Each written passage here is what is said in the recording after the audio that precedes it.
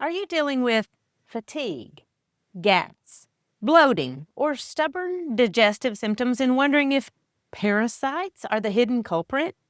Maybe you've seen claims online that a parasite cleanse will fix everything, or that even parasites cause cancer. So, do you actually need a parasite cleanse?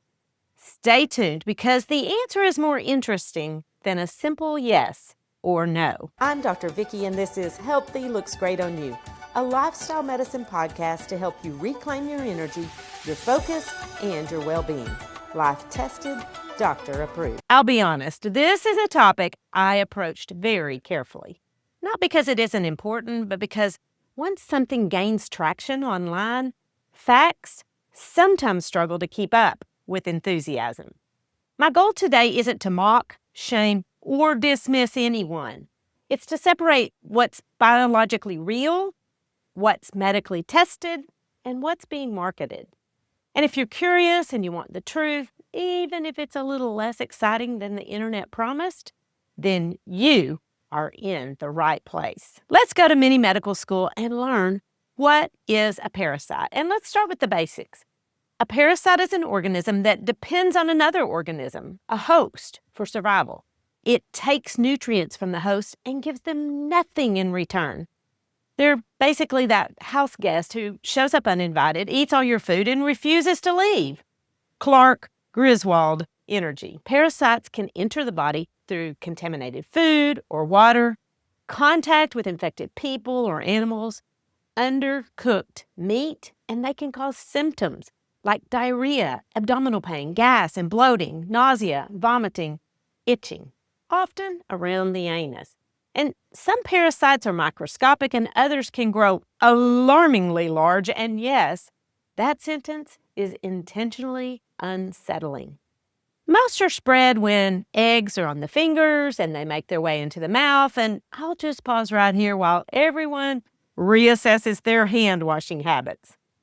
Common parasites in the United States, according to the USDA and the CDC, include Giardia duodenalis, Cryptosporidium parvum, Cyclosporo cayetanensis, Toxoplasma gondii, Trichinella spiralis, Tania saginata, otherwise known as the beef tapeworm, Titania solium, which is the pork tapeworm, and because I'm a gynecologist, I am obligated to mention Trichomonas, which is a parasite and it's a sexually transmitted disease.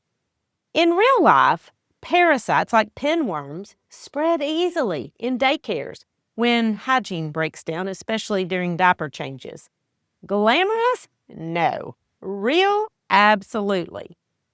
You can also get exposed when you travel and eat foods. You know, those places where you're warned not to drink the water, but then you eat fruits or vegetables like lettuce that are washed in that water, and then you meet Giardia. Outdoor enthusiasts can also get Giardia from untreated lakes or rivers if they're taking a sip, and yes, that looks rugged, but nothing humbles you faster than explosive diarrhea out in the wilderness. Undercooked meat can transmit parasites too, which is why proper food handling matters. But here's a pop quiz. Do parasites cause cancer? True or false? Well, the answer is true, but with a big asterisk. Certain parasites, specifically liver flukes and blood flukes, are associated with cancers, like cholangiocarcinoma and bladder cancer. But these parasites are not found in the United States. So unless you're traveling to parts of Southeast Asia or Africa and eating raw or undercooked freshwater fish, this is not something the average United States resident needs to worry about. Now, here's where things get muddy. People are told that parasites cause gas, bloating, constipation, muscle aches, insomnia, constant hunger, and can these symptoms improve if someone has a parasite and gets treated? Yes. But here's the key point. Clinically significant parasitic infections in adults without risk factors are uncommon in the United States. When people do have true infections, they usually have persistent diarrhea and bloody stools and fever and vomiting and weight loss. significant fatigue. And so if you suspect a parasite, the correct next step is medical testing, not a cleanse. And let's talk more about pinworms and the tape test that nobody asked for. It's the most common parasite in the United States, affecting 40 million Americans. It's mostly babies and kids, and it can cause intense anal and sometimes vaginal itching, especially at night, because that's when and where the eggs are laid. And you can diagnose this by taking a piece of clear tape, sticking it to the anus a few hours after bedtime, and then looking for the eggs under the microscope. The medicine to treat it is simple and effective, and no cleanse is required.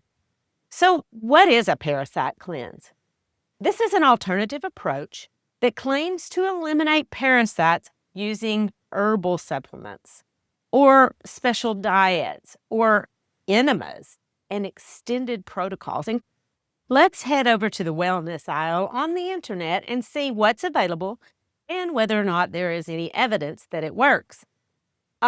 Here on aisle 1, you can pick up some wormwood, black walnut, cloves, and oregano oil. Moving to aisle 2, there are herbal supplements that contain anise, clove, grapeseed, and golden seal. Aisle 3 is a little more organic with apple cider vinegar, garlic, ginger, and turmeric. And the legitimate recommendation that you should add more fiber to your diet. I 100% agree with that. And some of those other ingredients do have some anti-parasitic properties. But if you've got a parasite, you first need a diagnosis and then a proper treatment. And if you're just treating common GI symptoms or trying to lose weight, then you should know there are no studies that show that parasitic cleanses work. More importantly, unexplained symptoms deserve evaluation, not a supplement stack that may delay proper care. And what about ivermectin? We need to talk about it. It's an anti-parasitic medication that paralyzes worms, and it has legitimate uses for diagnosed infections. And during the pandemic, desperation led many people to try many things, including doctors, but that doesn't make them evidence-based. And you may hear claims that ivermectin treats a variety of things like cancer, COVID, and possibly your electric bill. But think about this. If ivermectin proves effective in humans, it has to go through trials, approvals, and be marketed like everything else. Ivermectin has never made it out of phase 1, phase 2 human clinical trials. They're still doing them, and if it works, Big Pharma will snatch it up and profit from it. You know, they'll do commercials on TV and they'll say, if you have XYZ, ask your doctor about expensive mectin. But the studies that are often cited are either in a petri dish or in animals, and none of them are in humans showing a benefit for cancer patients. And if you find one that does, please send it to me and I'll happily review it. So parasites, yes, they're real, and parasitic infections should be diagnosed and treated medically, but parasitic cleanses are not evidence-based. Vague symptoms deserve real evaluation, and ivermectin is not a proven cancer treatment in humans. Your health deserves more than hype, and that's the truth. If you found it refreshing to hear someone take a critical look at some of the wellness claims, then I would invite you to follow me on Apple, Spotify, YouTube, Podbean, or wherever you get your podcast, and leave a review. It helps get the word out. Better yet, subscribe to my newsletter, and you'll get each podcast episode delivered right to your inbox. I'd love to stay connected. Be healthy, stay healthy, because healthy looks great on you. The information contained in this podcast is for educational purposes only and is not considered to be a substitute for medical advice. You should continue to follow up with your physician or healthcare provider and take medication as prescribed. Though the information in this podcast is evidence-based, new research may develop and recommendations may change.